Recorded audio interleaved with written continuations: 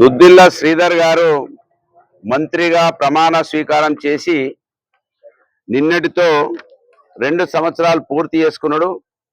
December 7వ తేదీ నాడు దుద్దిల్ల శ్రీధర్ గారు ప్రమాణ స్వీకారం చేసిన తేదీ. ఇది మనందరికీ కూడా తెలిసిన విషయమే. దుద్దిల్ల శ్రీధర్ గారు సంవత్సరం పూర్తి చేసుకున్నటువంటి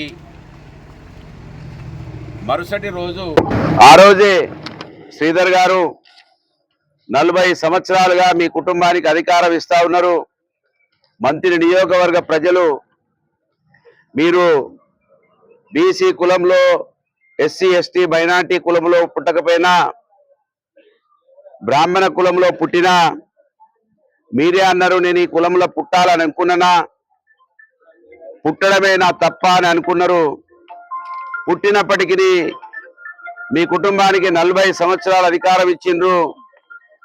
రాహుల్ గాంధీ గారి రాజ్యాంగాన్ని పట్టుకొని తిరుగుతా ఉన్నారు. ఈ రాజ్యాంగంలో ఉన్నటువంటి అంశాలు మీ కులంలో పుట్టకపోయిన వాళ్లకు, అంటే మా వర్గాలకు ఏమున్నదో తెలియదు.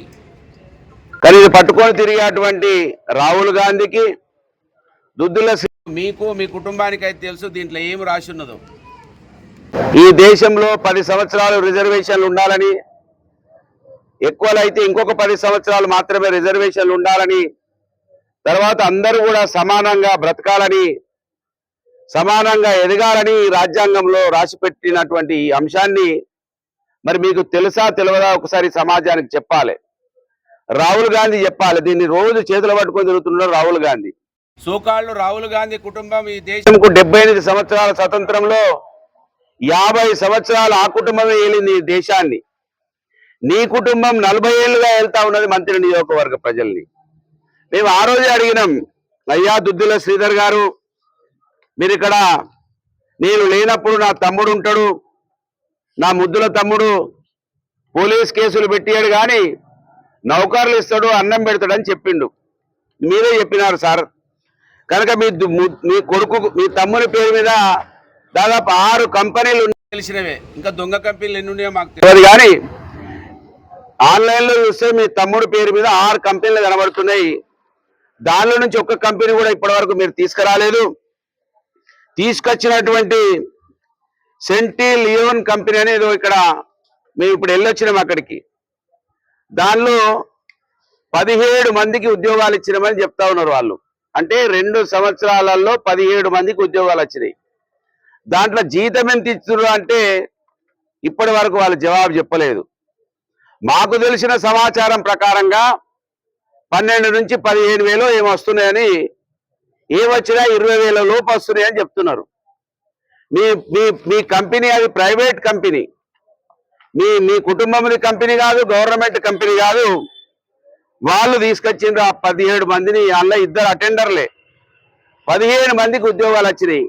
తల ఎక్కడ పెట్టుకోవాలి? నువ్వు ఆ కులంలో పుట్టలేదని అని సొల్లుగారుతున్నావు కనుక, వగలమారి ఏడుస్తున్నావు కనుక మా వాళ్ళు నమ్మి మోసపోయి మీ కుటుంబానికి 40 సంవత్సరాలుగా అధికారం ఇస్తే, నీకు అధికారం ఇస్తే రోజు అమెరికా పోతున్నావు, చైనా పోతున్నావు, ఎక్కడెక్కడో దేశాలకు పోయి 100 కోట్లు తెస్తున్నా అని చెప్తున్నావు. ఆ 100 కోట్లలో ₹1 ఇక్కడికి వస్తున్నదా? అది రాలేదు. ఇక్కడ ఒకటి తీసుకొచ్చి పెట్టినావు, టీ వర్క్స్ అనేది. అది టిఆర్ఎస్ పార్టీ ప్రభుత్వం కేటీఆర్ గారు పెట్టినప్పుడే ఈ టీ వర్క్స్ మీద ఆ రోజు మనకి ఏదైనా ఆలోచన, ఏదైనా బిజినెస్ లో ఉపయోగపడేటువంటి ఆలోచనలు వస్తే వాళ్లకు ప్రోత్సహించడానికి టీ వర్క్స్ అనే కార్యక్రమం ఆ రోజు బీఆర్ఎస్ ప్రభుత్వం కేటీఆర్ గారు లాంచ్ చేసినటువంటి టీ వర్క్స్ తీసుకొచ్చినావు. దీంట్లో పాపం ఒక 7 మందికి ఉద్యోగాలు వచ్చినాయి. అంటే నువ్వు మొత్తంగా ఒక 22 మందికి మాత్రమే ఉద్యోగాలు కల్పించగలిగినావు. ఏం మాట్లాడాలి ఇప్పుడు? నువ్వు ఏడవేడు నీ తమ్ముడు, ఏడవేడిని మీ అయ్య ఫోటో ఏడబెట్టుకున్నది గవర్నమెంట్ సంస్థ. పాప రేవంత్ రెడ్డి ఫోటో అనలేదు. ఆయన ముఖ్యమంత్రిగా నువ్వు ఆయనను గుర్తించవు. ఇక్కడ ఏ ప్రభుత్వ రంగ సంస్థలైనా మీ అయ్య పేరే పెట్టుకుంటావు, మీ అయ్య చేసినట్టు. మీ అయ్య సొమ్ము ఇక్కడ ఏ ప్రజలకు చెంచడు నీళ్లు పోయారు కానీ మీ అయ్య ఫోటో మాత్రం పెట్టుకోమంటే ఈ టీ వర్క్స్ ఇది ప్రభుత్వ రంగ సంస్థ, దీంట్లో మీ అయ్య ఫోటో ఎందుకో ఈ సమాజానికి చెప్పాలి. ఇవాళ నువ్వు అంటున్నావు కదా నేను మీకోసం పనిచేస్తాం, మా కుటుంబమే మీకోసం అని. అంటే 2 సంవత్సరాలలో నువ్వు 20 మందికి ఉద్యోగాలు ఇప్పిస్తావా? ఇదా నువ్వు మా కోసం చేసే పని? నువ్వు ఐటీ మంత్రిగా, ఇండస్ట్రీ మంత్రిగా 2 సంవత్సరాలలో పూర్తిగా విఫలం చెందినవంతరికి ఇంతకన్నా ఇంకా మోసం ఏది లేదు. ఇంతకన్నా ఆధారం చూపించాల్సిన అవసరం లేదు. ప్రత్యక్షంగా వెళ్ళిన ఆ ఆఫీస్కి ఈ ఆఫీస్కు, ఈ ఆఫీస్ ఎప్పుడో ఉపయోగపడుతుంది కావచ్చు 10 ఏళ్ళకి, కానీ ఇప్పుడైతే తక్షణమే దీంతో మంత్రి ప్రజలకు ఉపయోగం ఏం లేదు. ఉపయోగపడుతుంది ఇది. ఆ రోజే ఈ ఉపయోగపడాలనే ఉద్దేశంతో ఆ రోజే కేసీఆర్ గారు కేటీఆర్ గారు ఆలోచించింది. ఇలా నీ ఆలోచన కూడా ఏం లేదు. నీ మెదడంతా నీది పెండతోటి కూడినటువంటి మెదడు నీది. నీ మెదడంతా బూర్జ మనస్తత్వం ఉన్న మెంటాలిటీ నీది. ఎందుకంటే మీ కుటుంబం మాత్రమే అమెరికాలో ఉండాలి, ఈ ప్రాంతంలో ప్రజలు ఎవ్వరు కూడా అమెరికాకు పోవద్దు, వేరే దేశాలకు పోవద్దు, చదువుకోవద్దు అనేది నువ్వు కంకణం కట్టుకున్నావు. కనుకనే నీ సొంత గ్రామం ధన్వాడలో ఇప్పటి వరకు ఒక బెంచ్ చేయలేదు, ఇప్పటి వరకు ఒకరికి 5 రూపాయలు ఇచ్చి సహాయం చేయలేదు, ఒక ట్యూషన్ మాస్టర్ని పెట్టి ట్యూషన్ చెప్పిస్తలేవు. కనుక నీది బూర్జువ మెంటాలిటీ, దానికి నిదర్శనమే ఇవాళ ఈ నియోజకవర్గంలో ఇప్పటి వరకు కనీసం తట్టెడు మట్టి పోయలేదు. కనుక ఇవాళ నిన్ను ప్రత్యక్షంగా 2 సంవత్సరాలు అయింది. దీన్ని కూడా పత్రికా విలేకరుల సమక్షంలో ఎందుకు చెప్తున్నామంటే నీ మెడలు వంచి ఈ నియోజకవర్గ ప్రజలకు పని చేయించాలనే ఉద్దేశంతో ఈ కార్యక్రమాన్ని తీసుకున్నాం. నీలాగా ఓట్లొస్తే మోసం చేయడానికి, ఓట్లొస్తేనే ఈ ప్రజలు వాడుకోవడానికి నీలాగా హైదరాబాద్లో పుట్టలే మేము. ఈ మట్టిలో పుట్టినం. ఈ మట్టిలో ఉన్నటువంటి బిడ్డలకు అయితే ప్రత్యక్షంగా మేలు జరగాలి, లేదా పరోక్షంగా మేలు జరగాలని నీ మెడలు వంచడానికి వచ్చినాం. ఇవాళ నువ్వు అనుకుంటున్నావు కావచ్చు మళ్ళీ ఓటుకు 5,000 ఇచ్చి గెలుస్తా, నాకేమి ఇబ్బంది కాదని.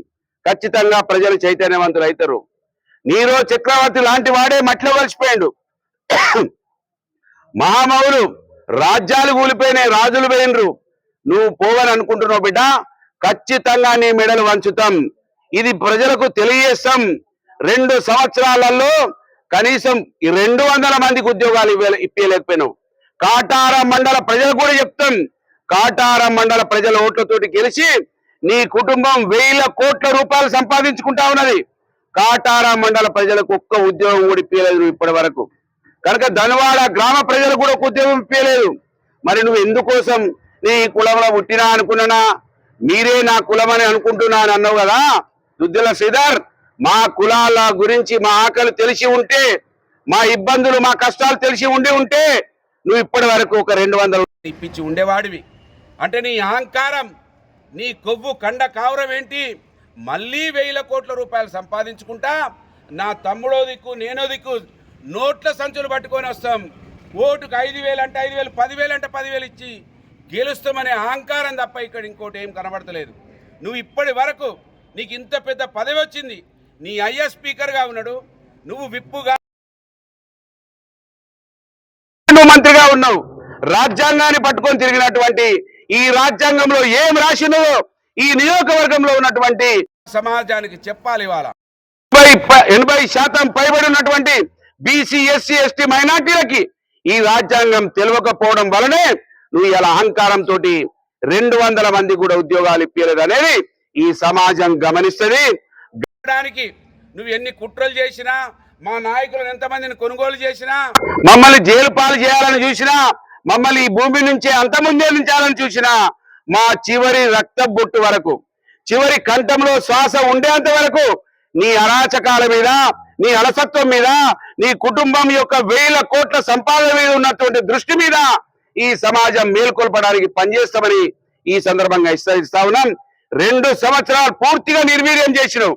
2 సంవత్సరాలలో కనీసం 2 రూపాయల పని కూడా చేయలేదు. నువ్వు అవమానపడాలి నువ్వు అనే విషయాన్ని సమాజానికి తెలియజేస్తూ రేపు ఒక కార్యక్రమం తీసుకుంటాం. నీ 2 కార్యక్రమాలు ఈ సమాజం తెలవడానికి కోసం ఖచ్చితంగా తీసుకుంటాం. ఈ సమాజానికి చెప్తాం. రేపు కూడా నువ్వు ఎంత విఫలమైనవో ఆ విఫలమైన విషయాన్ని కూడా రేపు ఒక కార్యక్రమం ద్వారా చూపిస్తాం.